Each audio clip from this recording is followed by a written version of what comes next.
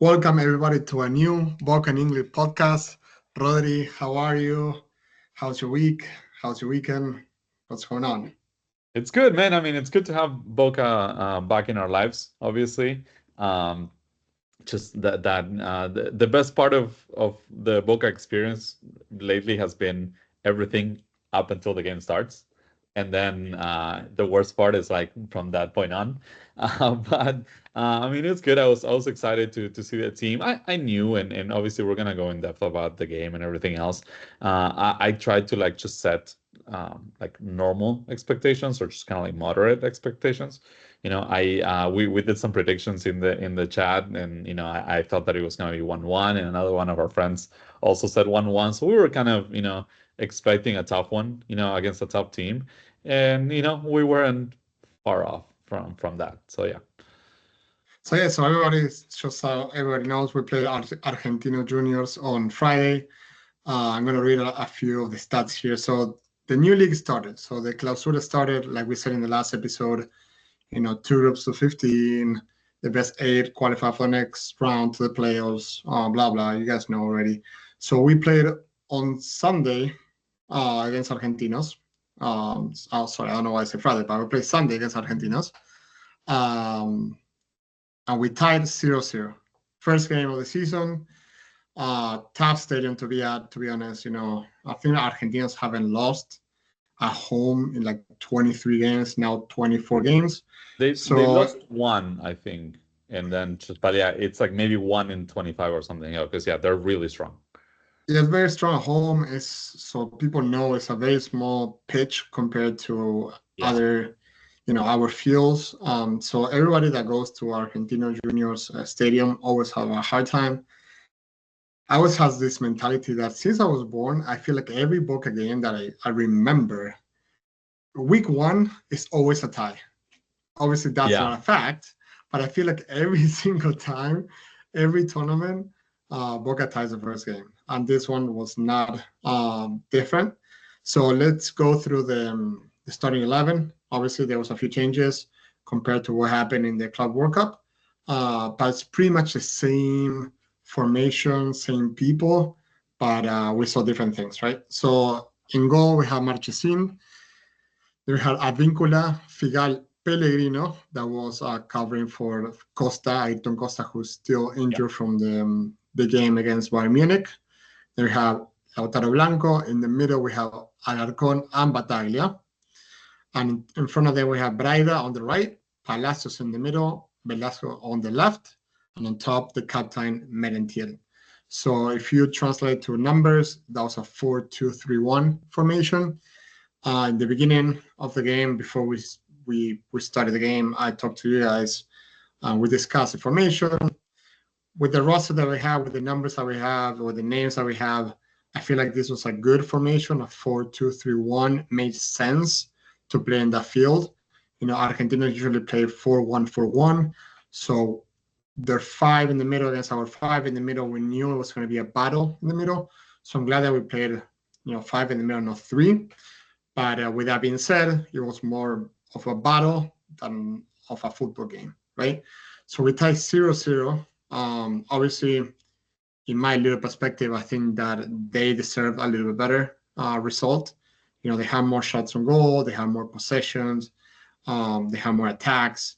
But overall, when I say they deserve, they probably deserve a 0.5 Yeah. goals Not, yeah, against they didn't zero. deserve it that much more than us, but Correct. They didn't serve a full goal, but they were a little bit better than us. So, Rodri, if you want to, tackle the first half and the second half, and then I can join and tell you what I think or my perspective, that would be fantastic. yeah. Yeah, no, I thought the first about 15 minutes were really interesting because like both teams went like all out trying to press. And like I was actually like I like lately the last couple tournaments kind of stopped having my phone by me, at least in the first half. I just kind of like put it away. I just want to watch at least the first half before I start shooting off like tweets and messages. So like I didn't get to say that to you guys, but like the first 15 minutes, I thought that Boca was like it wasn't like the most coordinated press, but like I thought it was really intense. The team was just like really trying to like going forward and a lot of times they ended up chasing our Argentinos, so it wasn't like particularly effective. But I thought that it was like very intense and and intentional. The team was just really trying to like make it tough on Argentinos. They were like trying to say, "Hey, here we are. We're gonna match your intensity." Argentinos was doing the same to Boca, and the difference was that like Argentinos seemed a little more kind of poised and a little more practiced in how to play out of the back and beat the pressure. While Boca, like every time he got to a vincula, he just didn't know what to do with it. He would go back to Figal, and Figal would just like shoot it to midfield. Or same thing with if he would go to Blanco, and then Blanco would go back to Pellegrino and like kick it far. And then the few times that they actually tried to that Marchesini even tried to do some things, we actually lost the ball in really like dangerous positions, which could have led to some Argentinos goals. So but like the first 15 minutes we kind of matched their intensity, and then after that like the team fell apart, and like there was like I want to say like a 10-minute stretch where it reminded me of the Bayern game when Bayern was just kind of like putting us against the goal, and it was like we did not touch the ball for 10 minutes, and I was like, what am I seeing? This sucks. Like they're good, but they're not that good. They're not Bayern. So and Boca was just completely lost, and we were basically at that point just praying that they didn't score. And then after that, I think just the game kind of slowed down overall, and just it became kind of pretty boring affair even in the second half. But I don't know. That was kind of my first impression that Boca had the right intention coming out, but it lasted about 15 minutes, and then just everything just dissipated. Yeah, I agree with you. One thing that I want to add to everything you said, for me, in my eyes, it looked like Boca players were heavy on their legs. Yeah. The typical first game after, a long season or a long preseason. Yeah. Like when you train too much and you get very physical during training, usually the first 1 or 2 games of the season or of any tournament, it looks like they're very slow. So for me, that's what it was. They seem very slow. They seem heavy. When I say heavy, I'm not calling them fat or unfit. Yeah. It's just like the body takes time to actually be a little more light. That's what it seems to me. I think also they were very tired. And I don't know if that's accumulation of fatigue of the training. I didn't feel like any time that they were going to lose the game, but also didn't feel like any times they were going to win the game. Right? So we knew that at one point the 0-0 was just going to be stuck there. Obviously, in football, a corner kick or a free kick can unlock the scoreboard. But in this game, I just look at it and just the second half was absolutely a waste of 45 minutes for both teams, like for them and for us. Yeah. So we didn't play well, obviously. I'm going to take my words here and say that it wasn't a bad result, and I also don't think that Boca played completely wrong. There were some players that didn't play well. Obviously, once again, Palacios didn't play well. Merentiel, I don't think he played well. I know that some people think that he did, but I don't think he had the correct intentions, but also because he wasn't getting the ball, right? So when the people behind you don't get you the ball, you start doing stuff that you're not supposed to do, so you start playing bad.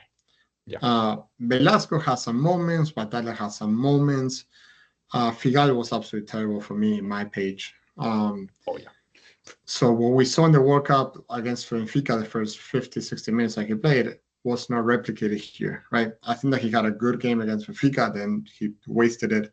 So let's just give them the benefit of that once again. Obviously, they don't deserve it because they owe us stuff. But I am not completely sad or upset because luckily for us, and we can talk about this later, all the other teams that were supposed to win didn't win. So in the group table that we talked to you guys about last week, about the annual table, we're still in the same position that we were, a week ago. Obviously, some teams got closer to us, but the teams above us didn't get ahead of us because they didn't win either. So difficult to swallow, but good result or bad result?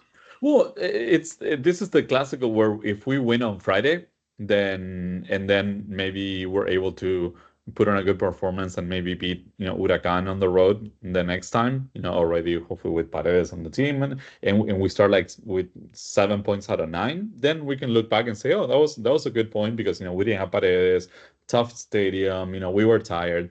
Now, if we don't win on Friday and then in a couple of weeks, we've only have like, I don't know, like 5 points out of 12 or something, then, it's probably less of a good result because, like, like I said, we're in a competition with a lot of teams for those kind of like top two or maybe top 3 spots, ideally top 2. And, we have, Rosario Central, they just brought back Di Maria and Alejo Vélez, and they have a really solid team. They are, obviously, River, they bought some players and they're always strong. Racing had a bad result, but they're like a very deep team and only lost, one player and bought a bunch of others. So we're going to be neck and neck with a lot of teams. So we were lucky that, Racing didn't win. I think the only one up top that won was actually River. Independiente didn't win. But at the same time, it's also a missed opportunity because if we would have won, then we would have put some distance, with those teams. So like it's kind of like the glass half full, glass half empty. Like for now, I don't have an answer. I mean, I like the result a lot more than the process and the way we played. And hopefully, we can kind of like stack some wins going forward, and then we'll look back and be like, okay, that was a good thing that we didn't lose that game against like a direct rival like Argentinos.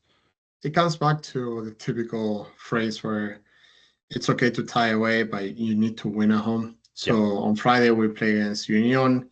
Should be a game that Boca has to win at home, right? So the first home game with the fans behind you against a team that is not doing great lately, has a new coach recently.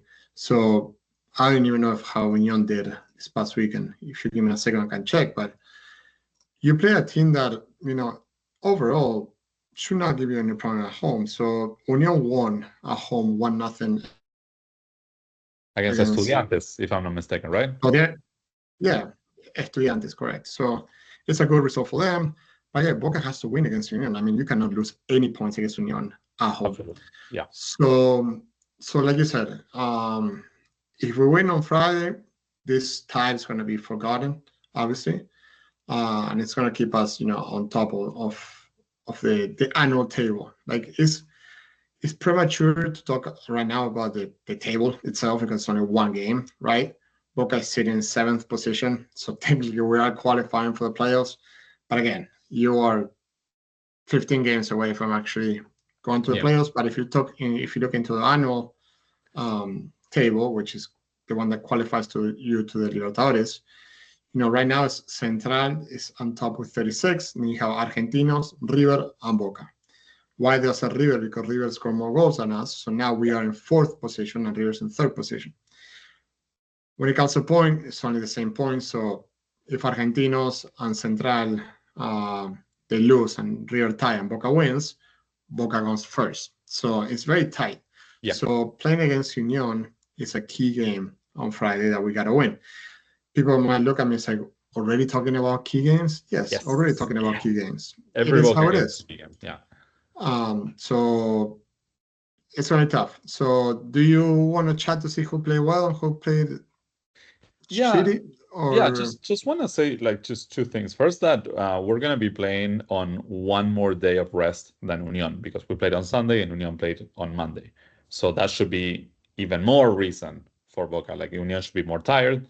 We didn't travel because, Argentinos Juniors plays in Buenos Aires also, like, so it's like, it wasn't like long travel or anything. And Union has to come from Santa Fe.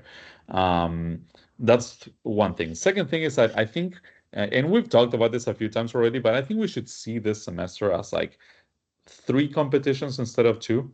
Like I would say Copa Argentina is Copa Argentina, right? And then we should see kind of like the regular season as its own thing with the clear objective of finishing in the as high as possible in terms of like just having a good seed for the playoffs, but also just like locking in that Copa Libertadores spot, finishing 1st or 2nd, in the year-long table. So that should be so we have Copa Argentina, you have the regular season, those 16 games where we have to just make sure that we qualify to Libertadores, and then the playoffs could be kind of like a 3rd thing.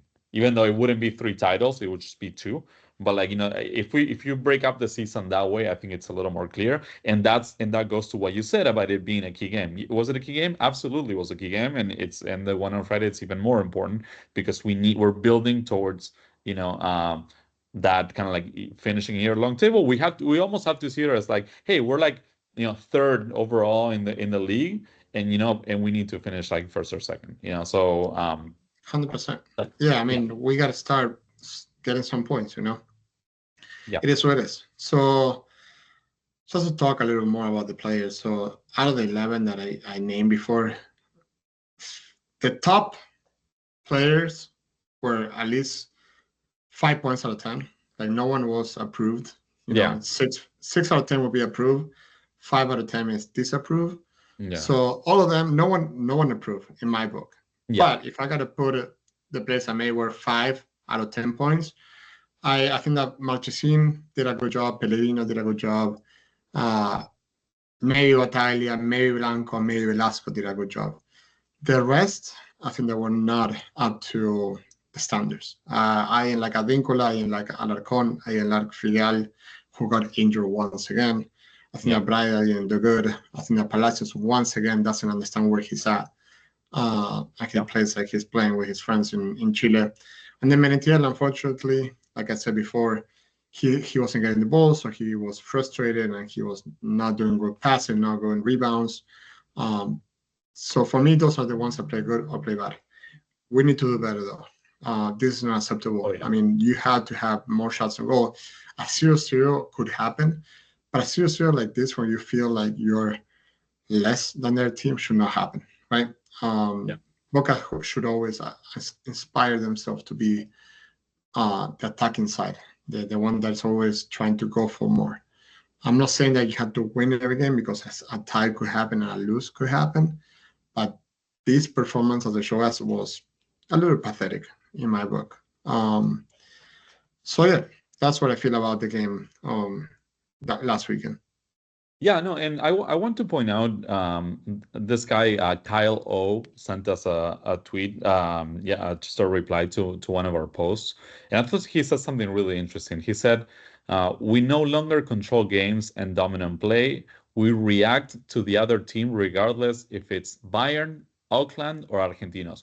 And I think he nailed it. I think he's like, we play the exact same way, no matter whether we're playing like a friendly, the Copa Libertadores final, the Auckland game, the Bayern game, we play the exact same way. And that way is never like actually like attacking and like trying to impose our will on the other team. And that to me is just maddening, because it's just that is such a kind of higher level problem that you can't even like just blame it only on Russo, or only on Gago, or only on Riquelme, or only on the like. This has been happening for so long, maybe since like, I don't know, when Barros Esqueloto was the coach, where I mean it wasn't pretty, but at least we were just kind of wild attacking the other team and just trying to be kind of like impose our game on the rival.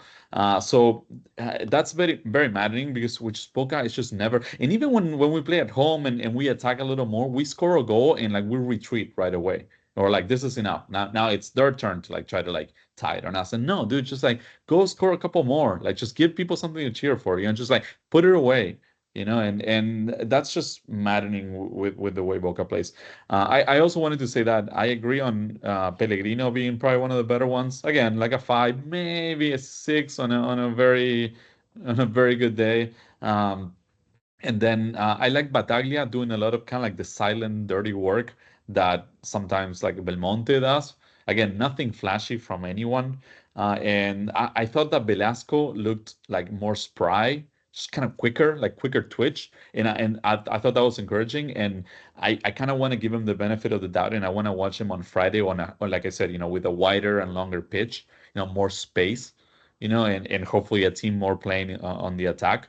And then Merentiel, like he had a couple of chances that just kind of fell from the sky, and he he just bungled them. I mean, he just couldn't put them away. He just got found himself with too much time and too many options, and just chose the absolute worst one, and that could have been like the savior for us. Yeah, I mean, the first thing that you said about the way Boca plays, I'm okay if Boca wants to play defensively, right? I'm okay if you want to give the ball to our team. I'm not against that. The thing that I'm against that is like even when we create the chances offensively to actually counterattack or to actually be able to attack and score, we don't do it. It seems like they don't want responsibilities, right? So they don't want to have the ball. So you're talking about Velasquez being a little bit quicker. There was a few plays that Velasquez had the ball and he went forward and he had to fight against 4 or 5 Argentinos players. Yeah. So of course he's never going to succeed. I mean, you're asking him to dribble through 2, 3 Yeah. players, even 4 is insane. So I feel like again, Velasquez got the ball, goes forward, and then Advíncula is walking, or the guys in the middle are walking, or Palacios is like, all right, what's going to happen? Like they're expecting the other player to do something for them, right? It's not like a team that goes all together. It's like they're expecting somebody to create something and make magic, and it's never going to happen. Like in the World Cup, we had Mantiel at full force, and he created magic, but the other players need to be on the same speed and the same coordination, right? Yeah. Frustrating. It seems like lately every Boca player is out of shape. The coaches are not up to the standards. I mean, we watched the Club World Cup. What Club World Cup showed me was 2 things. That nowadays, with this modern football, you need a good coach and you need a good physical guy. How you call it? The guy that gets Yeah, the physical trainer, the physical trainer. Yeah. Because, for example, I'm gonna push my luck here. PSG against Real Madrid. The players of PSG are not better than Real Madrid, but they were flying, right? So you can tell that they were better physically, like they were in better shape. So Boca, when the football doesn't happen, we always ask them just be better physically, right? Run, fight. That's what we need. I mean, I don't care if you make 3 bad passes, but then you go and you side tackle or you run like crazy, like here from there. I take it, right? It's not the prettiest, but I take it. And that's not even happening to us. Like they lose the ball and they're like, oh, here again, I had to run 30 more minutes because, they told me that I had to put the jersey on and play today, Yeah. And that kind of pissed me off a little bit. Hopefully Rusa can turn it around. We will see. Or the new players can turn it around, right? I mean, they're new for a reason. And the big question now is there any help on the way? Yeah, we'll see. I mean, obviously, Paredes was, signed and unveiled last week. He was at the stadium on Sunday, just he went with the team, and he was watching from the stands. And, Boca, they didn't take any days off because since we're playing on Friday, then, they trained, the players that didn't start, they trained yesterday, and Paredes was part of the training. Even like the actual like football like part of the training, he was one of them. So he had said that he kind of wanted to take a little bit of time to get in shape. He's been on vacation for like 3 weeks after like playing basically 2 years nonstop. And so the reports are that he's probably gonna be called up for the game. My hunch is that he's probably gonna be on the bench and he's not gonna start. And then they're gonna wait and see what happens. If the team really needs him in the second half, then there's a chance that we might see him play. I hope we don't need him, first of all, because I would like to just woke up to score a couple of early goals and just enjoy my Friday and not have to suffer through all 90. Also, we play in the middle of next week. We play on Wednesday, July 21st for Copa Argentina. So, we're gonna have a Friday, Wednesday, Sunday, slate. So basically 3 games in 9 days. So, you can expect Paredes to play all 3 games coming off like a 3 week, vacation. So he might be back. And then I think, like you said, Figal got injured and most likely he's not going to play. Ayrton Costa, apparently his like muscle tear is like bigger than reported early, so he's probably going to be out. Milton Jimenez has a thing in his ankle, if I'm not mistaken, where like they can't figure it out. He just doesn't feel good. and he might have to have surgery at some point, so he's just not fit to play.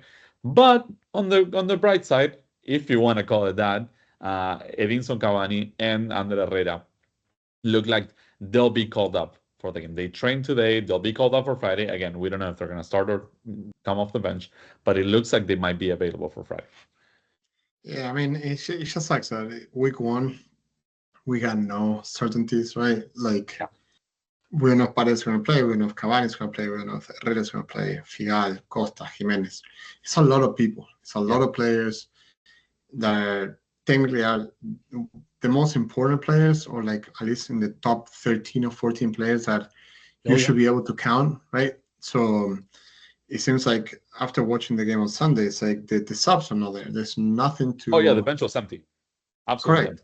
So, and what are we gonna do, right? Like if a player is not playing well, which will happen, sometimes you look at the bench, and when the bench is not showing you anything, what are you gonna do? You cannot compete in a tournament like that. It seems like the roster is very short. We don't have any academy players that can actually come out and maybe bring you. I think we have them. They're just not going to play them. That's what I meant. Like they're not going to show up because they're not going to put them in the bench. I mean, Russo, we don't know what's going on with Milton Delgado, for example, right? We think, or we thought he was one of the best players of last season, or last semester, I'm sorry. And for some reason, he came in on the last minute of the game on Sunday. So we don't know exactly what's going on. Maybe Russo's philosophy to not play the young people and not to burn them, how we say in Argentina. Yeah. But somebody has to play. Somebody has to show up, right? If the old guys are not doing it, why don't we try with new players like the young people? Like usually the young people, they fight out for 1-2 games. They give you what you need for 1-2 games. And then they go back to being the sub, right? Exactly. They have that fire that maybe the older people don't have, right? So it's tough. It's going to be tough. I think we're going to come out on top on Friday, but it's going to be a very interesting semester to see where we're at. We don't have a roster to win anything, to be honest. Yeah. We don't have a winning roster. We don't have a championship roster. Can we get lucky and win something? Yes. But today, July 15th, it's very tough. No. I mean, I agree 100%. And, when it comes to Delgado, he's just relegated. He's behind. If you see the people that are playing, obviously he's going to be behind Paredes. He's behind Alarcón. He's behind Bataglia. Belmonte was the first sub. And then comes Milton Delgado, 5th. And then right behind him is like Camilo Rey Dominic, another really good, really promising center mid, who I think is probably better than like most of the ones I named, maybe obviously except for Paredes.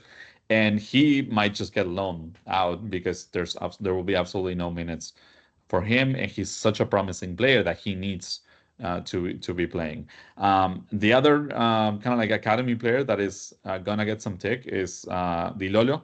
He's probably gonna be in the back line next to Marco Pellegrino on Friday because Figal is out. Other than them, there's just don't know who else could be called up. There we saw kind of like the lineups from training yesterday. Obviously, taking into account that the team has like 10 players injured plus all the starters from Sunday. We saw a few guys. Valentino Simoni, he's a number 9. He's 21 years old. He's the top goal scorer for the reserves. He was in training, so maybe there's a small chance that Russo calls him up. But other than that, Santiago Del Mazo, he's played a couple of games. He's a forward. He kind of plays on the not a forward, a midfielder that plays on the right wing. So there's a couple. There are no like stars. There's no like Valentin Barco or like Eki Fernandez ready to step up. But I watched the reserves, and there's a couple of players that should be on the bench every game. And I'm not saying just play him every game. I'm saying like, hey, if a game turns tough, like just throw the kid in. Just give him 20 minutes and see if he can do something. Because like the thing with Boca, and the thing that just kind of like pisses me off is that like with Hanson, he's not gonna give you anything. Like they've tried it enough times. and it just doesn't work. With the kid, you have no idea. Maybe he comes in and totally flops. If that happens, that's fine. You just send him back to the reserves, just like let him cook, for a couple more months, and then you bring him back. So I just on Sunday we had Fabra on the bench. Again, we had Hanson on the bench. Martegani on the bench. We had two right backs on the bench behind that Vincula. We had both Blandel and Marinaga. It's like, and then and then when Russo was like, hey, we should maybe try to make some changes and try to win this thing. The only thing he had on the bench was Zenon. That was it. Yeah. Like he had No, Brian Aguirre, and he's just like, I guess he's not allowed to play. We paid him $5 million, and he just never plays. It's just some of the weird things that happen in Boca. So maybe Paredes can change. Oh, this thing. Sorry, I was gonna sneeze. But I don't know that he's gonna be able to solve everything, right? no, one player cannot solve you all the problems. That's the sad part. I just hope that we don't bring his level down, right, and bring him back to, their level. Because if you look at it, every new player that we bought is great players somewhere else, and then they come to Boca. Some toxic magic happens within the players that they know that the player next to them sucks, and then it doesn't run, and they bring the level down to their level, right? Yeah. So it's so interesting. Again, it's first game, nothing to be worried about today.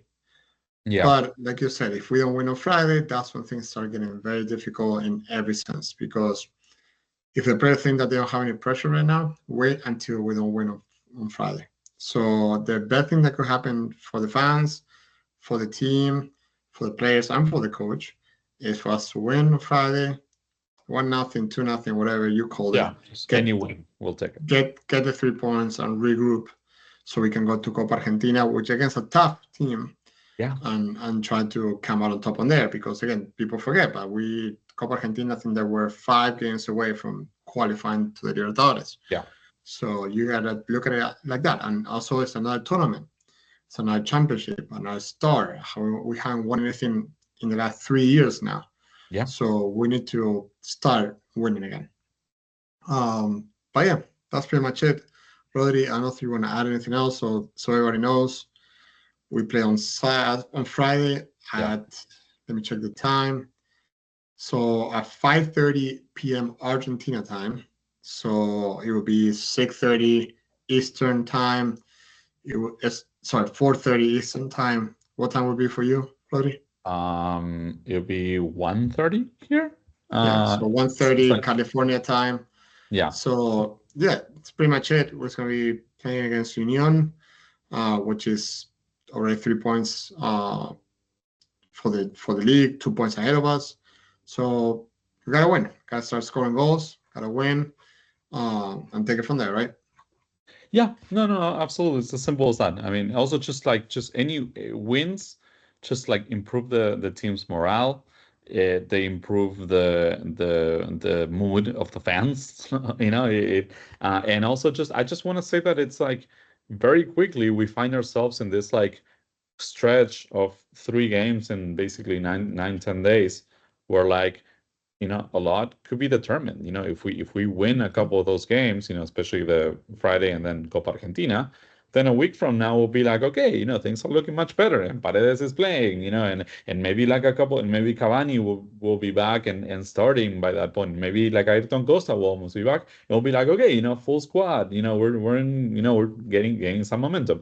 And then I don't even want to think about this, but just the completely opposite could also be true. We're like something happens in Copa Argentina and we like losing penalties, and that could just turn really dark really quick. I don't think that's gonna happen. I think that Boca is gonna show up on Friday. I think the fans will give them the benefit of the doubt, especially because Paredes is gonna be there for like maybe the first half, and then we'll see how it goes. And then obviously the Copa Argentina game, I think they're gonna play in Santiago del Estero. That's gonna be like a full Boca fans over there, and it's just gonna be absolutely insane. Like anytime we play, away from Buenos Aires, like kind of like on like neutral games, but with like Boca fans can travel. So yeah, it's very exciting. We don't get to see Boca 3 times in 10 days much lately because we're not playing Libertadores. But I'm very excited, and I think that a week from today, or maybe 10 days from today, we could just be like, okay, things are looking better. Let's go and get this. Perfect, Rodrigo. Yeah. With that being said, I got nothing else for you guys. So if that's okay, want to close out this episode again. So once again, thanks for being with us. Appreciate you listening. Appreciate you guys sending all the questions. If you got any questions or any comments, just send it to us through the Twitter X account, and we'll answer as soon as we can. With that being said, have a nice week, Rodrigo, and until next time. Bye, guys.